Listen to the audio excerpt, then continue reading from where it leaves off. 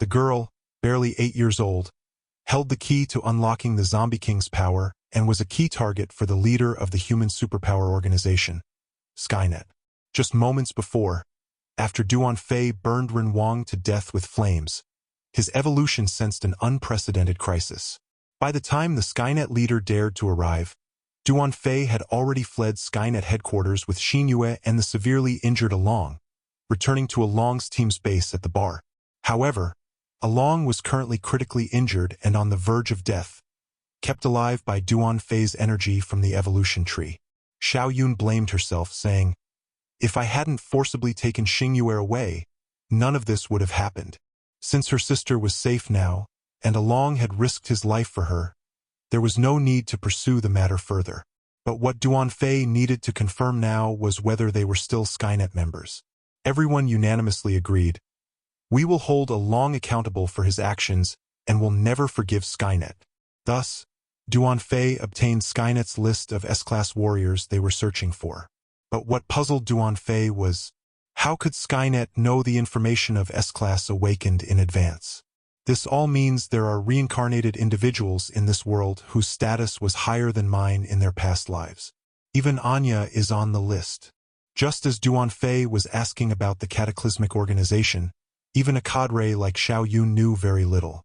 However, at this moment, the cataclysmic headquarters Banshee dragged her heavily injured body back to the hall. She had been careless and was seriously injured by a mere youth. The other native species couldn't help but sneer. "This human seems quite interesting," the cataclysmic Banshee added.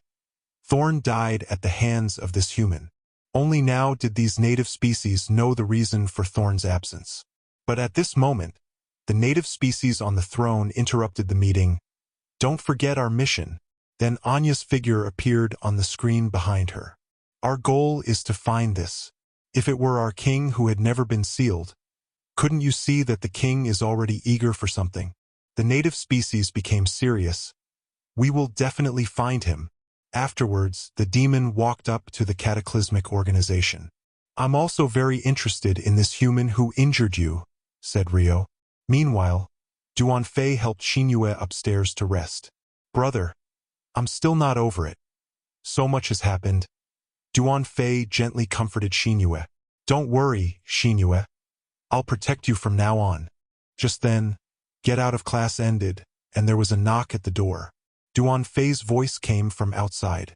When Xin Yue opened the door, she found a pretty little girl beside Duan Fei. Duan Fei, fearing Xin Yue might misunderstand, introduced her.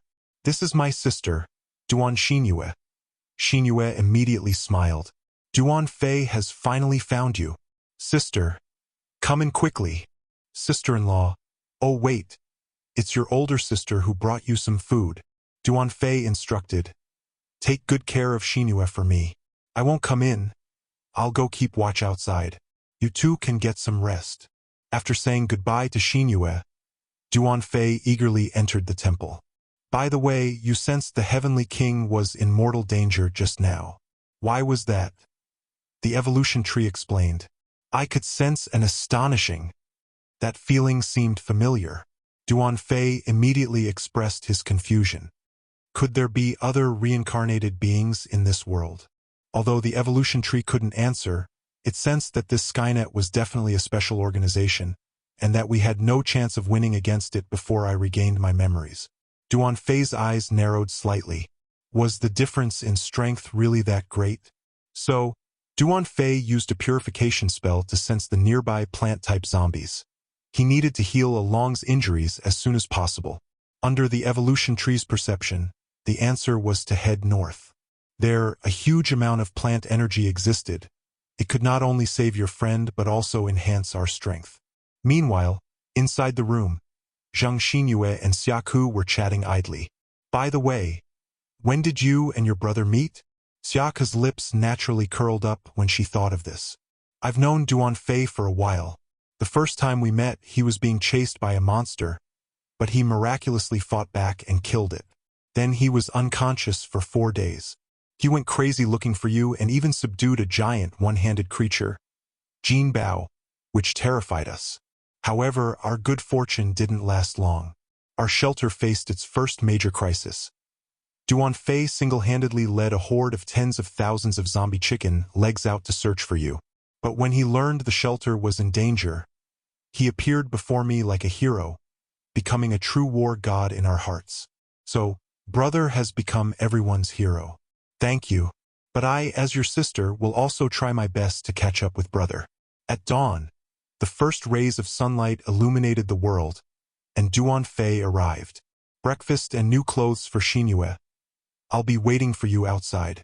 Duan began planning what to do today.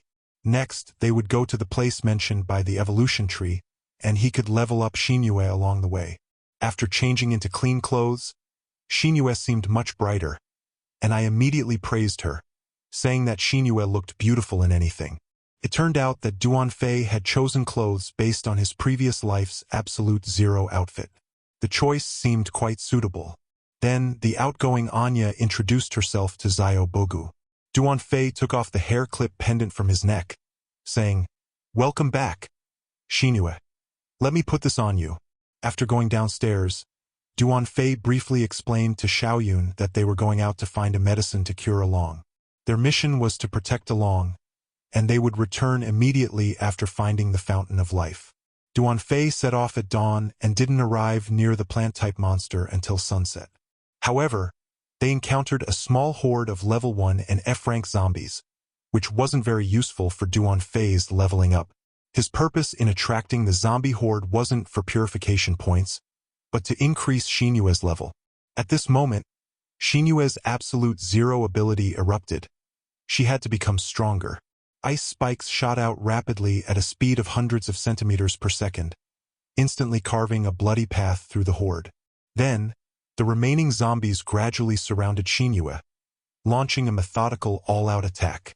The next instant, the surrounding air froze, and a giant ice flower bloomed instantly around the crescent moon.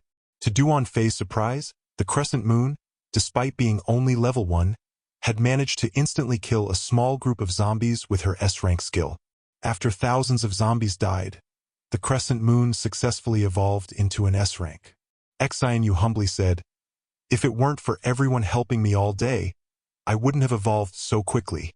Duan reminded the crescent moon to rest. "It's time for the next one to level up. The next city is our destination."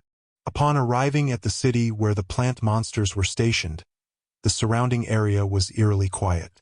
Not only were there no signs of battle, but they hadn't even seen a single zombie.